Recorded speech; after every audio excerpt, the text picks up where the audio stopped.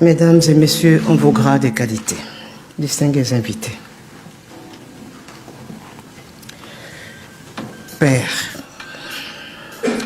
nos cœurs enseignés 61 années durant, nous, tes enfants, tes petits-enfants et tes arrière-petits-enfants, mais aussi le Congo, l'Afrique et le monde. Nous pleurions ta disparition sans avoir fait d'oraison funèbre. Père, comment es-tu mort? On ne sait pas. Quand es-tu mort? On ne sait pas. Où as-tu été assassiné? On ne sait pas non plus. Qui t'ont assassiné et pourquoi?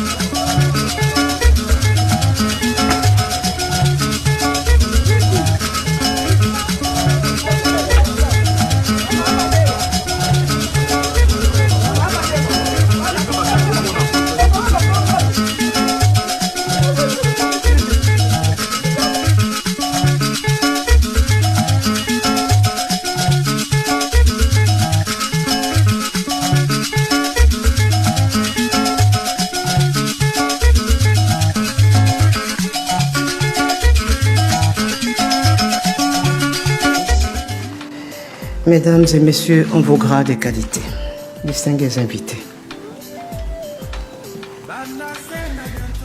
Père, nos cœurs enseignés 61 années durant, nous,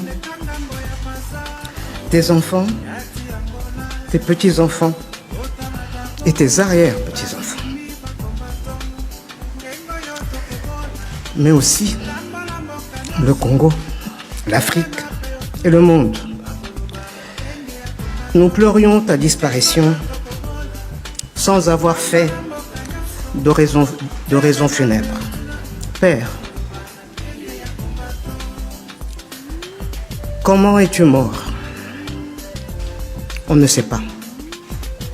Quand es-tu mort? On ne sait pas. Où as-tu été assassiné? On ne sait pas non plus. Qui t'ont assassiné et pourquoi? On cherche encore.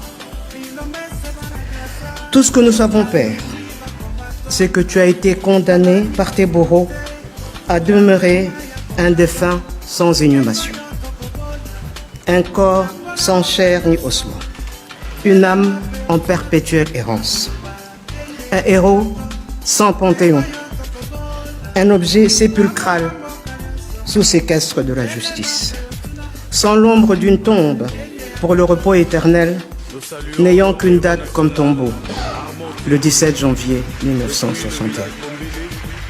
Il y a 2 ans, le 30 juin 2020, nous avions écrit à Sa Majesté le roi Philippe de Belgique. Nous lui avons dit que notre responsabilité d'enfant, notre devoir de descendant, devenu maintenant aussi père et mère, c'était de rendre hommage à notre Père, à notre géniteur, en lui offrant une sépulture digne du sang qu'il nous a légué. Ce précieux sang qui circule dans nos veines, la réponse du roi, c'est la cérémonie solennelle de ce jour. Au nom de la grande famille Lumumba, éplorée, j'adresse une parole de remerciement et d'infinie gratitude à Sa Majesté le roi Philippe. Il a montré, dans ces tristes conjonctures, un remarquable intérêt affectueux pour notre Père et a manifesté un profond regret pour son abominable sort. Distingués invités, de la réception de notre lettre ouverte au roi le 30 juin 2020 à la cérémonie solennelle de ce jour, nous avons été agréablement surpris par les délicates attentions du gouvernement du Royaume de Belgique, à travers tant de son ambassade à Kinshasa que du Premier ministre ici à Bruxelles. Vous avez allégé notre fardeau, adouci nos amertumes et mérité bien justement notre profonde reconnaissance.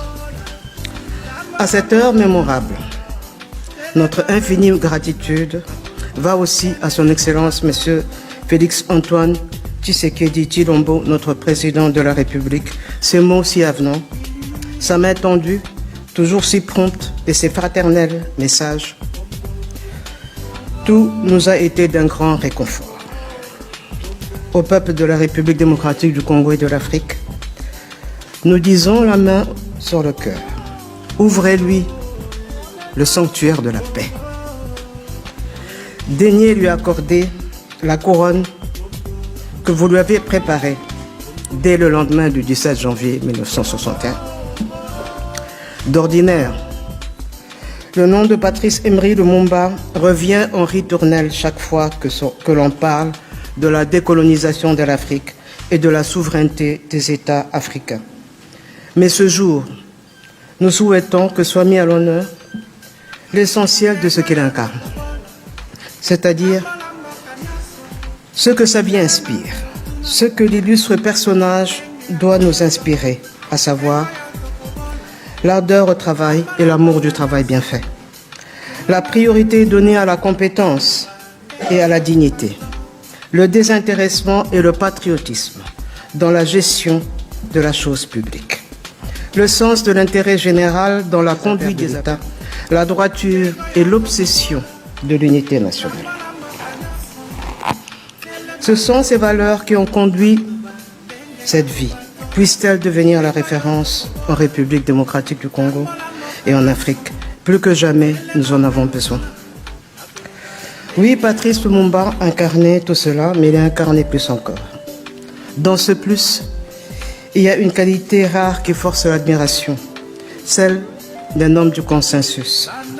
Mais pas n'importe quel consensus.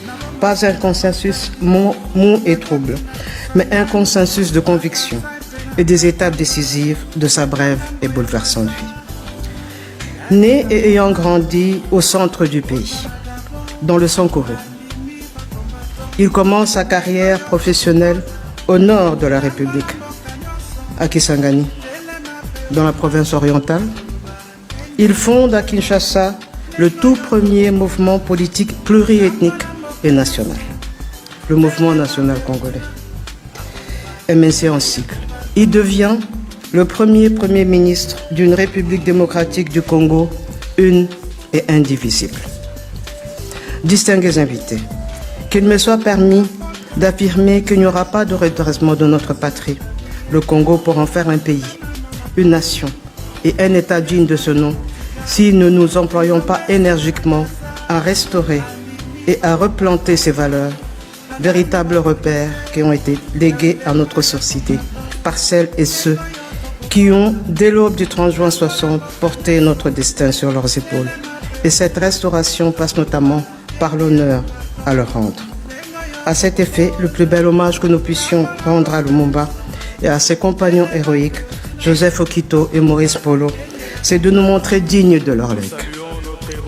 Ce qu'ils attendent de nous, ce ne sont pas d'incessants regrets, mais un ferme serment, celui de continuer le travail resté inachevé. Ce qu'ils attendent encore de nous, ce sont plus de perpétuels sanglots, mais un élan audacieux et volontariste, porté par chacun de nous, et plus particulièrement par les jeunes Congolais.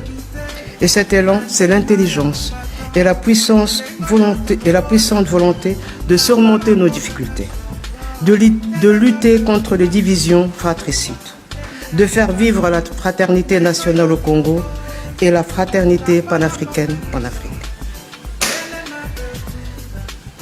Distingués invités, cette cérémonie solennelle ne serait qu'une date parmi d'autres si nous ne retenions pas la leçon qu'elle nous donne.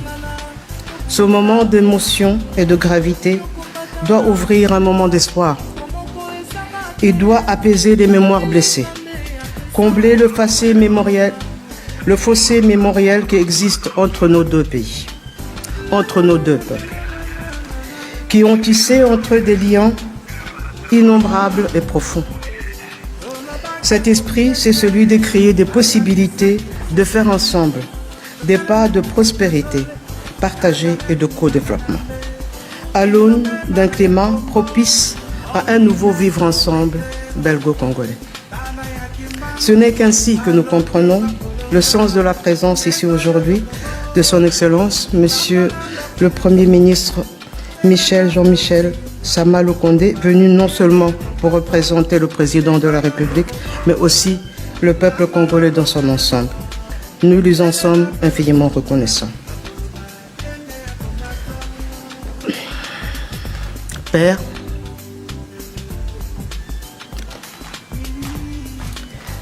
mes frères et moi, ainsi que nos enfants et tes arrière-petits-enfants, avons essayé, à travers cette adresse, de trouver les mots pour te dire adieu. 61 ans après ta disparition. Mais nous devons avouer qu'il n'y a rien qui puisse exprimer comme il faut ce que nous ressentons et pensons aujourd'hui. Nous ne pouvons que formuler ce vœu. Ce vœu que tu puisses, Père, de là où tu es, de là où tu te trouves, être fier de tes enfants, de tes petits-enfants et de tes arrière-petits-enfants. Père, à présent, bien retour au pays. Merci.